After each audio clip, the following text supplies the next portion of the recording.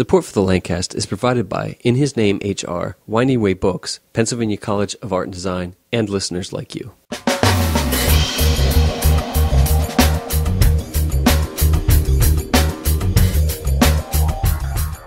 Welcome to the Lancast. I'm David Moulton. And I'm Keith Slesser. This episode we spoke with Michael Hoober, the coordinator behind the Rumschpringe Film Festival.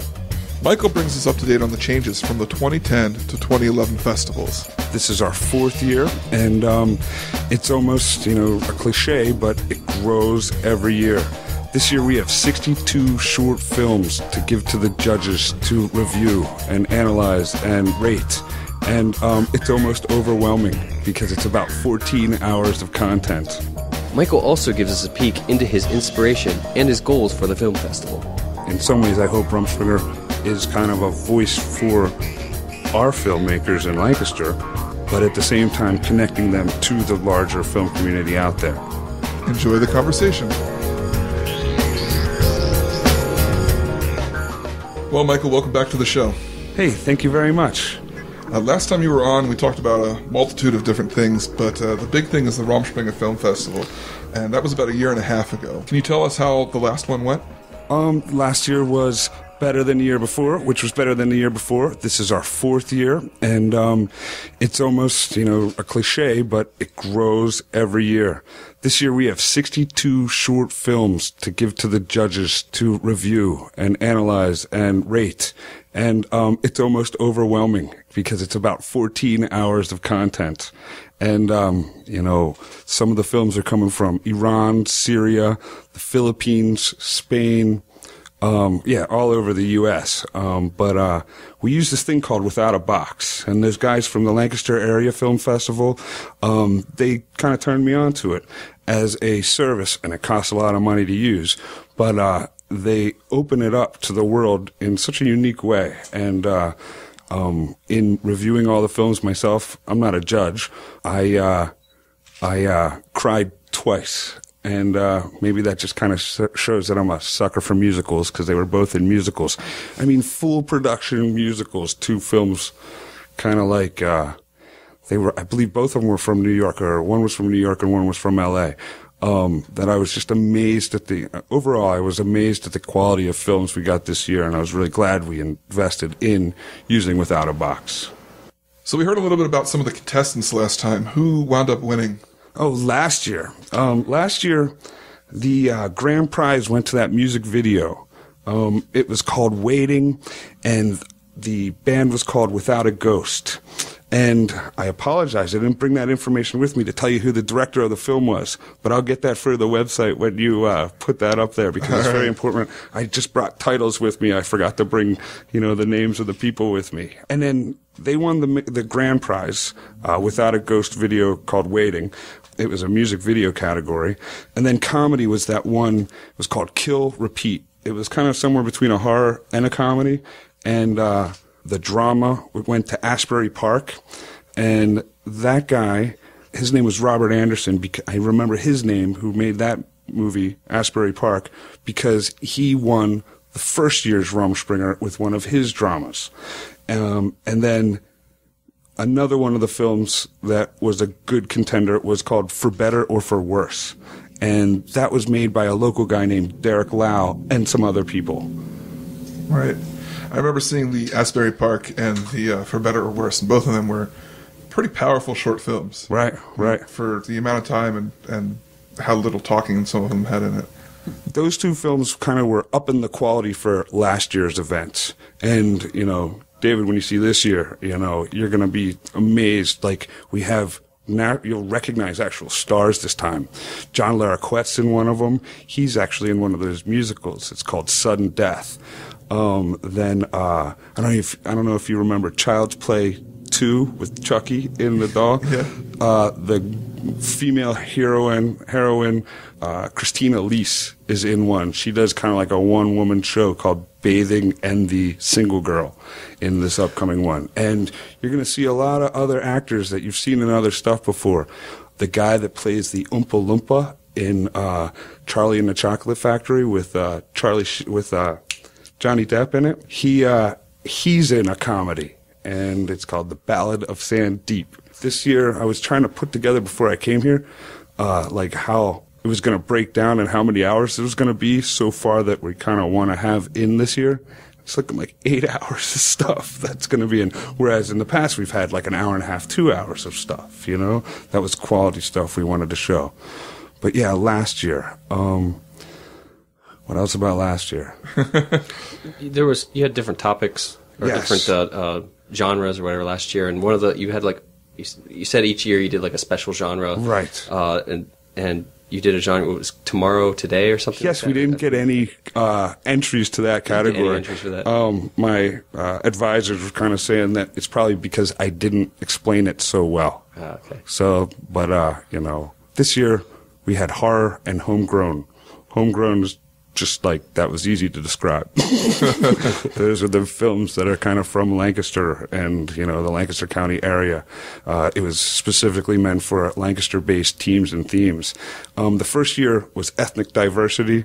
The second year was family. And then the third year was Tomorrow Today. And, Joe Krasmensky took the Family Award. I don't know if you know Joe Krasmensky from Postage Media down the street. Those guys are awesome. And he also took the grand prize in the first year with his Cuidado video, if you remember that one. But he hasn't actually given us a film last year or this year because, you know, he'd rather be a judge. He's going to sit back and wait till, you know, maybe once he sees this year's quality, he's going to feel like, oh, I should have been in that one this time. But, you know, anyway. Joe's a great, great artist as far as, like, the animated video stuff that he does. You said earlier as far as submissions. Yep. You said without a box, if you called it. Can you explain what that is a little more? Okay, I don't know if you're familiar with IMDb, the international movie database that's online. It's like imdb.com. You can like search every film, find out every actor in it, everybody that worked on it. And well, they put together this thing called Without a Box, and the two are kind of linked. And they do all of the submission work for film festivals. I mean, from Sundance to Cannes to, you know, little guys like Rumschpringe, you know, it costs a lot, but the access, it's as if you're a filmmaker, you're going to upload your film once, and you're just going to enter all these film festivals to be reviewed by those film festivals and, you know, maybe submitted and presented in whatever country or wherever you'd like to submit it. So this year, that Lancaster Area Film Festival taught me about it. Those guys are great. I like what they're doing. We actually tried to organize it better this year. They take one season, we'll take another one. We do short films. They do feature length and short films, and they're trying to do something different. You know, I just wanted, you know, Rumspringer's just focused on short films, and they're focused on all kinds of stuff. But the Laugh guys were really helpful. We met twice over the past year to try to talk about what we were doing and sharing stuff, because we'd like to both grow Lancaster's film community. And so the Laugh guys taught us about Without a Box, and we went with it. And it was a risk. It was a $1,300 risk that seemed to do well, you know? So it seems to be paying off then, since you've got a lot of submissions from all over. That's right. I wasn't thinking I was coming here to talk up Without a Box, but they're great. So let's talk about this year, 2011's Rumspringe Film Festival. That's right. When is it? This year, the 2011 Rumspringe Short Film Festival it'll start September 30th at the Theater of the Seventh Sister. That's the Star Performing Arts Center, and the Theater of the Seventh Sister inhabits it. It's September 30th, the 1st of October, and the 2nd of October. Then it's going to be the next weekend at Telus 360, which is at 24 East King Street. I believe that's the address. And we're going to use their really awesome back room. They sell primarily wood art. I don't have a real language for the type of art that they sell, but I met one of the guys that owns it, and he was really excited about it. We talked about it, and so a little bit last week, and it seems as if we already have a second place for it. We are looking for other places to show this. We have a lot of films we'd like to show, and having more places for a film festival makes at least sense to, you know, the advisors in Rumspringe. And but, you know, we know it's going to grow. So it's going to be the first weekend, that's kind of like September, October, and then the first Friday, an art walk weekend at Tellus 360, if that makes sense. What do you have new coming this year? What do I have new? What are the innovations that people can expect to see, both in the film and in the production? Okay. As far as the production of the film festival, we already have a bigger screen. Atomic Design has always helped us out. Well, the first year we did it at Penn Cinema, and we had a real cinema to use. The second and third year we did it at the Star Performing Arts Center and had a theater to use. And Atomic Design has always been gracious enough to lend us a really awesome screen, but it just wasn't big enough for what I envisioned it to be. And this year we got a new screen, and we're hopefully going to get a new, better projector for both places. And it's not going to be in the middle of the summer this year, so I'm hoping that the Theater of the Seventh Sister won't be as hot as it was last time, because it was June 6th last year. I guess that's not the middle of the summer, but it will be at least more temperature friendly in both places. That's as far as the setting of the film festivals.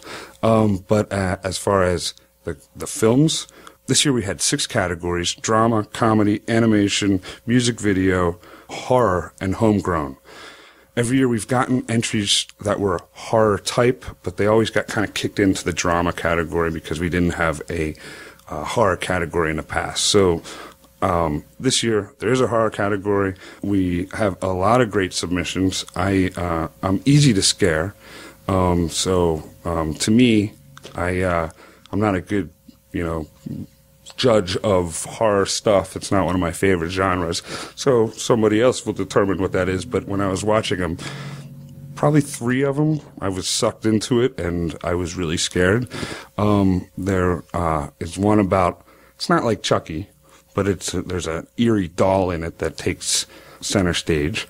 Let's see, what else? The animation, there were some really great animation shorts that came in.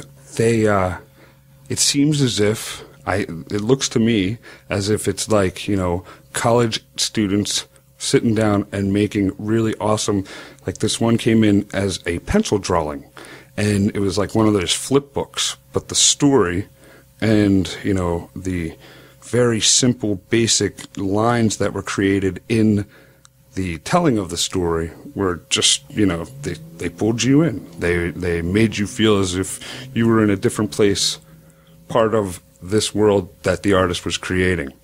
One came from Columbia, the country, not Pennsylvania, and it's almost like a Monty Python kind of, the way they do animation in Monty Python, and like the beginning and the end, and those little shorts in betweens.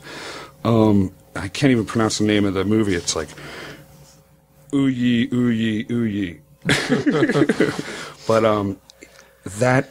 it was so different of a way of envisioning animation that I had to watch it 3 times to just see what was going on in it.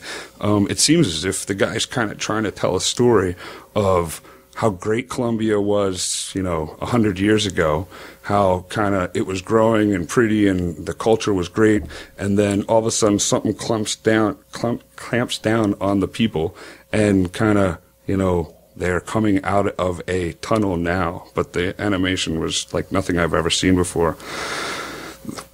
One of the dramas called Dinner with Fred, it's about a guy that fights in World War II for the Canadian Army in a really neat way, and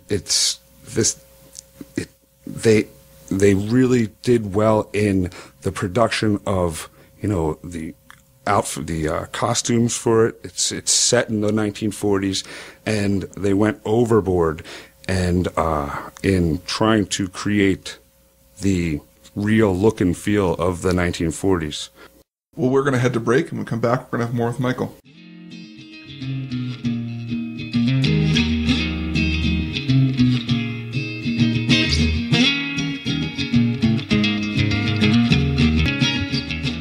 It's It's a fact. Solid human resource practices will prosper an organization.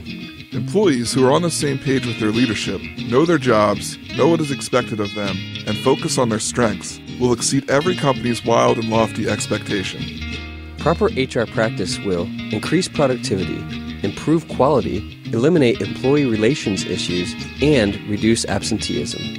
Let Mark at In His Name HR improve your human resources process and develop them if you don't have them. Know a company that needs help? No worries. Call Mark at 717-572-2183 or visit him on the web at www.inhisnamehr.com. You'll be glad you did.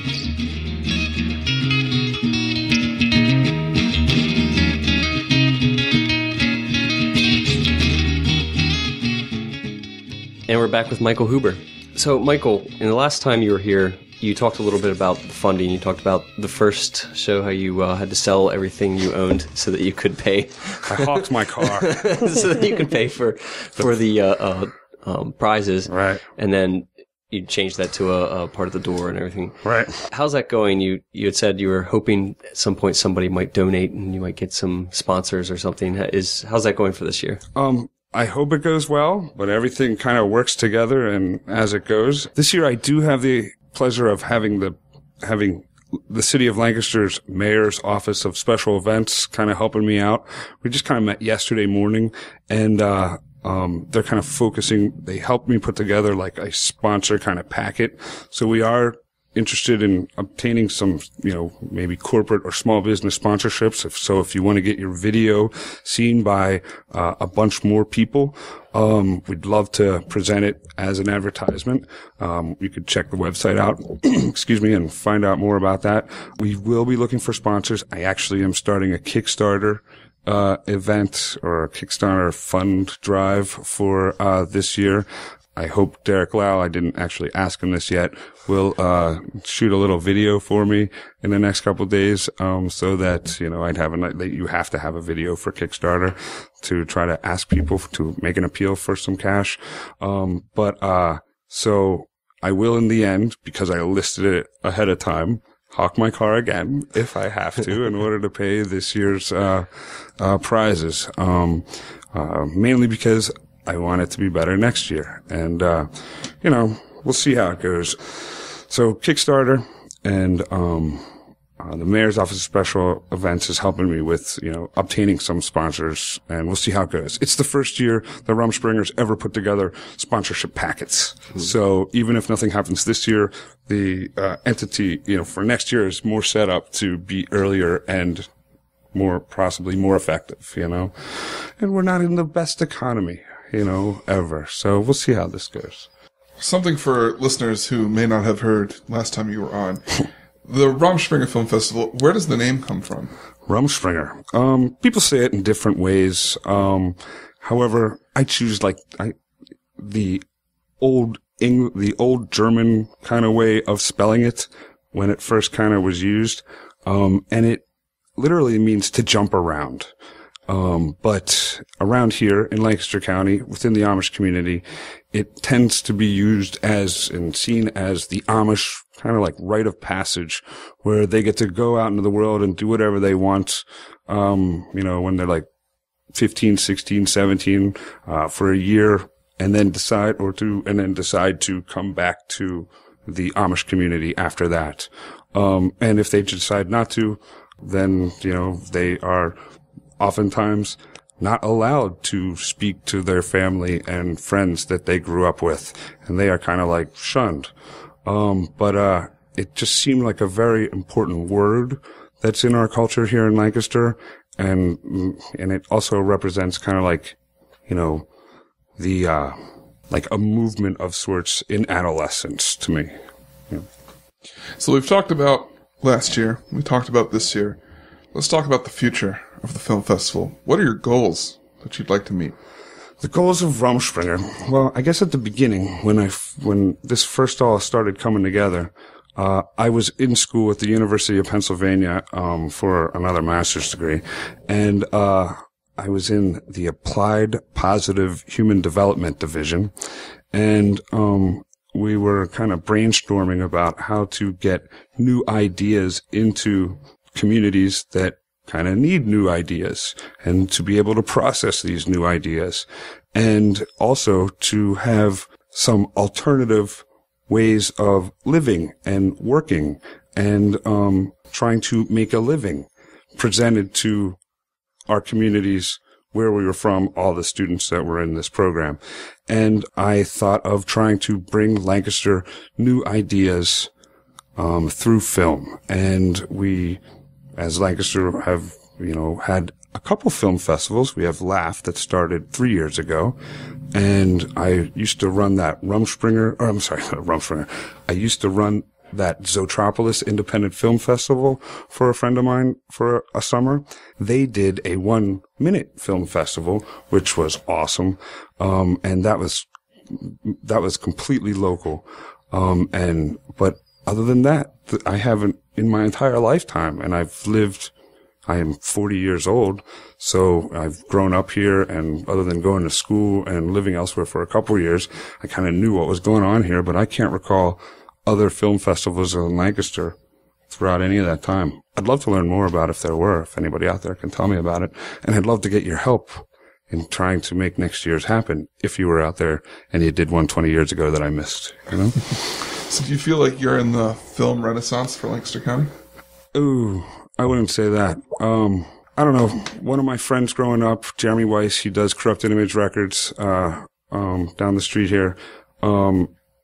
He taught me about kind of like making music happen and making the music business side. And, I've lived in Chicago. I lived in Arizona, or in Phoenix, Arizona, Philadelphia for many years. And, when I finally knew I was coming back to Lancaster County and settling here indefinitely, I, was kind of like, and as well as school, it was like, what does Lancaster need? What do other real cities have that we don't have? And I'm trying to kind of like apply what I learned from Jeremy and Corrupted Image into the film part here. And Jeremy's done real well. The Web of Sound, when we were kids, used to be the only place that you could see other music ideas in the late 90s, in the early 90s, late 80s. New music kind of was coming from the Web of Sound.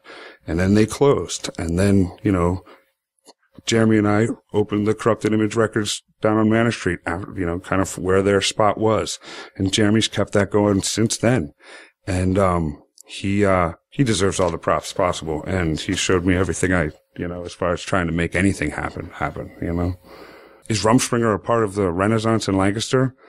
I wouldn't say that. I'd say it's more like, Rumschpringer's one aspect of a part of a possible renaissance in Lancaster and film. I mean, I'm not a filmmaker. I just kind of organize a film festival here, I have, a vision. Is there a specific group of people that you're trying to reach or try to inspire age-wise or probably whatever? Disaffected youth, if that makes sense. I was a disaffected youth looking for something to do, and music was my thing when I was in high school. That finding, our schools and our school counselors, as overwhelmed as they are, most school counselors, tend to focus students on jobs that make sense to them. And, doctor, lawyer, that we don't have in our culture in Lancaster, like an understanding of all the possible jobs out there. And we, this young people that might be interested in film, in bigger cities, you might be able to go take classes on that. Yes, we have Pennsylvania College of Art and Design that's doing great stuff, and growing animation kind of illustration department and growing motion graphics departments and trying to get them into the high schools. But that's all new, and it needs kind of a voice and a place to be. So, in some ways I hope Rumschpringe is kind of a voice for our filmmakers in Lancaster, but at the same time connecting them to the larger film community out there. Everything grows. This is the 4th year, and, my vision in 10 years from now, it's still happening. And, it's grown to a point where maybe it is a feeder for something bigger, but, one thing overall is you gotta at least try. You gotta at least do it, and in this year's film festival that we have lots of, family dramas about prison, family dramas that suggest suicide that might be kind of coming. And then, some of them, you don't know what's going to happen and they leave you hanging, and some of them, they kind of settle it. We have, there's, for some reason, people like to send in a lot of disaffected youth kind of movies. And, and there's also a strong LGBT theme, like another big idea that's necessary to get kind of saturated into Lancaster. Does that make sense to you? Like the lesbian, gay, transsexual, transgender, yes, bisexual kind of, right. People who are feeling different when they're kids in high school. I think McCaskey's got a great program for that. I heard Warwick has a great kind of like support group for that, but it's really not embedded in our county. When you're growing up feeling different, some of the problems kind of start in that, mindset, and I'm trying to figure out a way to connect to those disaffected youth that around here, Mm-hmm. This is obviously a passion for you beyond just the film festival. How else are you working to help Lancaster County? I don't know if I talked about all this before, but I am a family therapist with Catholic Charities. I teach at the Pennsylvania College of Art and Design across the street. I teach psychology and sometimes sociology. I'm also their college counselor. This is what I do. It doesn't make much money. My girlfriend gives me a ton of crap about that, but she's probably going to be mad I said that now that I think about it. But, I just opened an office across the street from here on Prince Street. It's not completely, set up to go yet, but, the working title of the office is Rumschpringe ADVR. And, it's kind of like, I'm using this word. It starts with the film festival. You might even think of Rumschpringe ADVR Presents Rumschpringe Short Film Festival. But that ADVR is, Applied Developmental Vehicles and Research. And, one of the vehicles is traditional counseling. But, traditional counselors, they tend to have you come to the office and you speak to them for an hour and then you go home. Well, I'm kind of framing this part as a private mobile therapist where, we'll go to the coffee shop, we'll go to your house, we'll go wherever's comfortable for you. Most of the things I see in the world, in the problems I deal with in my professional life, are often about people unable to gain support from the community around them and trying to ease them into being able to work with their anxiety so they can go to the mall with their friends or, participate by, when they're young, going to the dance or going to the movies or, most of the times it starts with speaking with your parents and how they treat you. But, when it gets to your friends, if I just couldn't see working with, adolescents and kids and young adults in an office. Sure, if we're working through some, gunk that happened and it's somewhere in your head anyway, but most of this stuff is, I'm not a behavioralist, but most of this stuff is, about connections to community. So, Rumschpringe ADVR. Vehicles, traditional counseling that kind of moves into the real world, and the research. I think I was talking about this last time. One of the things that frustrates me about the mental health field at large presently all over the world today is that the growth of a mental health counselor's business is based on more broken people, more broken families, just, more yuck. There's no measures out there, at least that I can tell, there's none in Lancaster, that we're trying to reduce the amount of human suffering. So the research part. Yes, this is where it takes a lot more, time versus, usually no money that's connected to it. I need to figure out how to measure the mental health of Lancaster County and start to try to, decrease it. I would like to be in the business of, less broken people, less broken kids, less broken families, but it keeps going. And, we have meds for everything. And, I deal with so many families, so many parents that they just want their kid to have a pill and just be done with it. And it's not, it's not like creating relationships between a child and a parent. It's, medicate them, tell them to behave, I go into homes and it's hard to get parents to want to read a book to a child at night, and I know that I was blessed that my mom did read books to me when I was a kid. That's not to say, I'm 100% sane myself. I think my friends and family would say that, but, it's about trying to connect with other people so that you don't totally fall apart, but we all have our own kind of expressions of life and different cultures, different families. And that's not what I want to mess with. But how do those conflict with, the schema, the themes that are coming from the television and advertisements? And then they create, all kinds of, anxiety in a person. And, it's hard to see, but, maybe in the next couple of weeks, the stock market will crash. We'll all be poor. A lot of people, the rich will really be stressed, but the poor, it won't be any different for them, And, then maybe we can get back to zero and even again, but I don't know. I think I just talked a lot of nonsense there probably, but it's hard to, Penn gave me a better language to speak about the things I see and the things I think about and then my missions and what I want to do. And, it's not 100% yet. It's still hard for me to get people to understand what I see and what I can and want to do. And, when you start thinking about some of the nuances and the first thing that comes to mind of our culture, women in high heels. I mean, how did that ever come across? I mean, you try to speak to a woman about high heels and how it wrecks their legs, it's only really for men's benefits and, all this other negative stuff.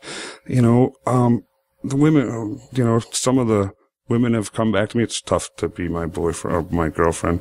But women come back to me as, they feel more powerful. They feel stronger. But that's in itself kind of like, it's reinforcing what I said to begin with, that it's kind of like for men's benefit, even though other women see it as positive.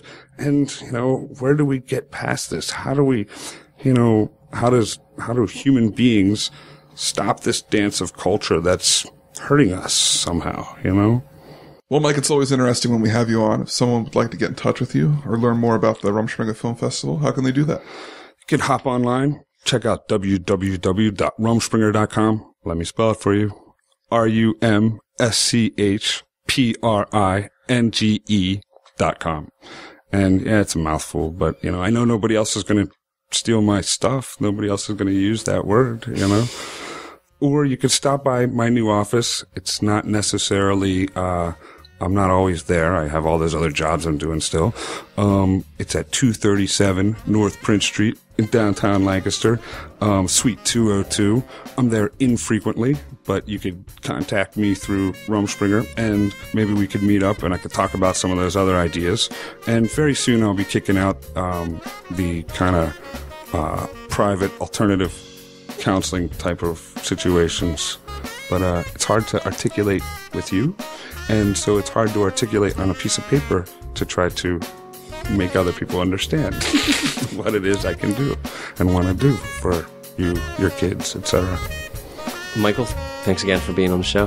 Thank you guys very much. And thank you very much to Winding Way Books, who, lets us use their facility to let you guys do this stuff, We hope you've been enjoying the Lancast. This episode was produced by myself, David Moulton, with show notes by Keith and Lauren Slesser. All pertinent links to this episode can be found in the show notes at thelancast.com. If you specifically liked this episode, we ask that you consider making a donation. Every little bit helps. Even $1 a show can keep us going. If you'd like to help support us, you can do so by going to thelancast.com/donate. And don't forget to subscribe in iTunes and tell a friend about the show. So, for the Lancast, I'm David Moulton. And I'm Keith Slesser. Asking, are you in the cast?